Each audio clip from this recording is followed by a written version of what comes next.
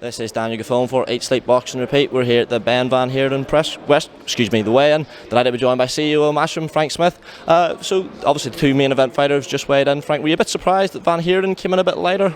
Yeah, can I just say one thing firstly? I love the name Eat, Sleep, Box and Repeat. Brilliant, isn't it? It is, yeah.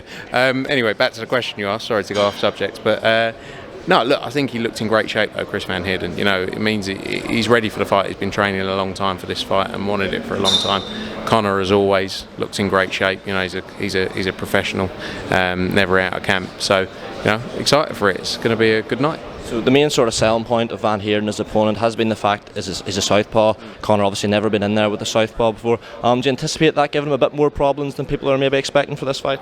Yeah, look, 100%. You know, he needs to learn. You know, if he's going to develop and go to where we believe he can be, this is one of the things he needs to go in there against. You know, I think Van Heerden's been in there with some great fighters over the years, and Conor's still 25, still developing, still learning, and you know, he needs these types of fights before he steps on to those mega fights that we've spoken about, or you know, some of the big top names in the division.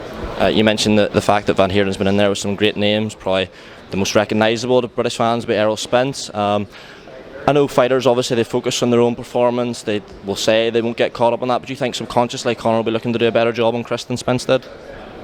I don't think so, personally. I just think Conor Benn's focused on his career and what he needs to do. You know, and he'll go in there and he'll want to deliver another knockout, stellar performance like he did against Chris Algieri. So, you know, I think he's come a long way in the last few years, and he's very mature, you know, for his age. So, I think he's fully focused on doing his job, not trying to beat what someone else has done, basically. You mentioned we do expect Conor to come through Saturday night. Various opponents have been named: Mikey Garcia, Danny Garcia, Adrian Broner, sort of the biggest ones. But in an interview with IFL a couple of days ago, I think it was, Eddie listed Amir Khan as a potential opponent. Surely that's not something you're considering? I may get abuse for it. I quite like the Amir Khan fight. I think Amir Khan has been in with all of the best fighters out there, a range of weights as well, and he's never shied away from a test. And I think, you know, Amir Khan's an experienced fighter. That Conor is still a great fight. You know, I know they're talking about doing the Amir Khan Kell Brook rematch again. Have been. You know, Amir doesn't want to finish up. You know, he still believes he's got more left to give, and I personally think it's a good fight. It's really not a trend we should be looking to stop, though, fighters carrying on. I mean, the sort of consensus was Amir Khan was, I don't want to describe him as shot, but that was sort of what was circulating. Like, surely this is a trend we want to stop in boxing. But at the same time, you know, fighters are the only ones who know when enough's enough. You know, Amir Khan's been at the top level of sport for a long, long time. You know, he's going to be the one who makes that decision. I still think he's got something left to deliver the sport. And you know, there was comments whether he was injured in that fight against Kell Brook. I don't know. I wasn't involved with it, and I'm not Amir Khan, so I couldn't tell you. But you know, I think it's a hard one to say that he shouldn't keep on going. Because how many fighters out there that you said, you know, maybe Kiko Martinez is one.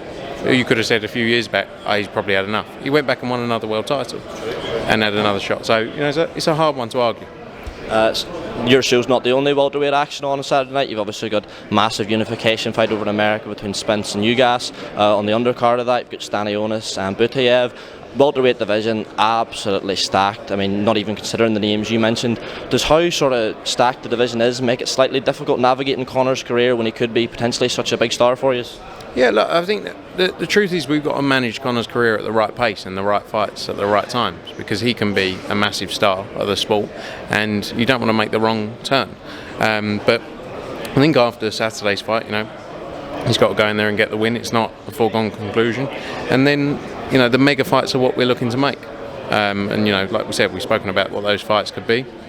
You know, and then from there, over the next, he's 25 years old. He's still got years and years in the game. So the big names that you talk about, like Spence, etc., they're fights for down the road as well, possible. Just away from Saturday night, Dillon White finally broke his silence. I'm sure your mate Frank Warren will be delighted at that. Did you catch any of the press conference or sort of the media huddle that was on yesterday? Bits of it. I didn't watch it all, to be honest, because it was an hour, and I didn't have an hour spare. But it was good to see Dillon. Dillon's in great shape, and you know, he's been training hard out in Portugal and 100% ready for this fight. You know, this is his opportunity. He's waited a long time for. And yeah, good to see. It's just a week away now. Great fight.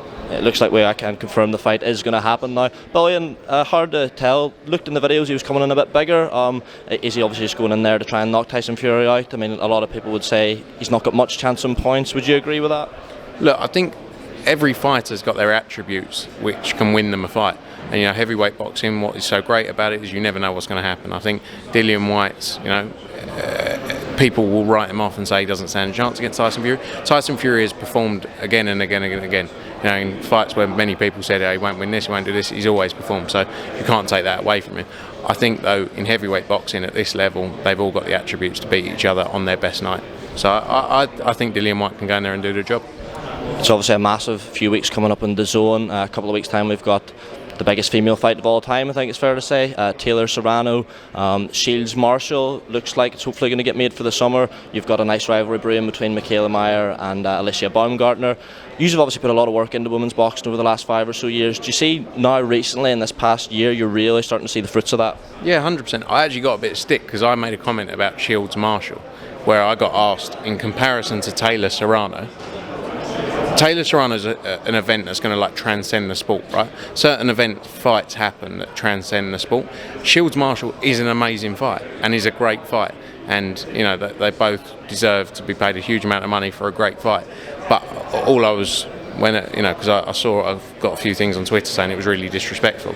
I was just saying that Taylor Serrano is on another level, and I think also Katie Taylor and Amanda Serrano have done a lot of the groundwork as well to help get the sport, and female boxing to the position it's in, and they deserve it. They deserve these moments. So, I think it's great. We, like you say, we've invested very heavily into female boxing, and we'll continue to do so. I think we've got a stable of 16, 17 fighters, probably one of the biggest stables of female fighters, and it's great to see because we've wanted to do this for a long time. We've been investing for years and years and years, and it's great to see.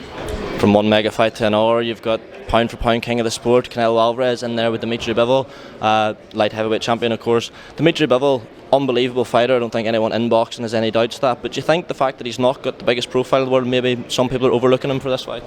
I think that happens in a lot of fights. I think profile and how a fighter is built overtakes their skills sometimes. So I think Dimitry Bivol brings a real challenge to Canelo Alvarez. We've always seen Canelo has always found a way to get past opponents. He's done it time and time again. But I don't think this is, again, it's not an easy fight for Canelo. And Dimitri's been waiting for this opportunity. He's been waiting for this mega fight for a long, long time. So he's going to be ready for it, when the opportunity comes on May 7th. And can't wait for it. Canelo trying to become 175 champion again. I think a lot of people have sort of the similar reservations going into every Canelo fight, that there has been incidents in the past where scoring has been controversial. Is that something you're concerned about this fight? Look, I think the judges appointed by the commission. Obviously, look, everyone comes under fire at some point for certain fights. I think hopefully the sport is improving on that front, and the scoring for the fight will be right. Hopefully, we'll look at the judges proposed, and the teams will as well as with Canelo and Bivol's teams, and we want the best. It's one of the biggest fights this year, and we want the best officials appointed to it, and I'm sure they will be.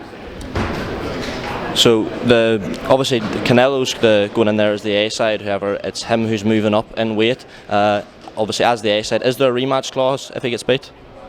For the Bivol fight. If Bivol gets beat. Sorry, no, if Canelo gets beat.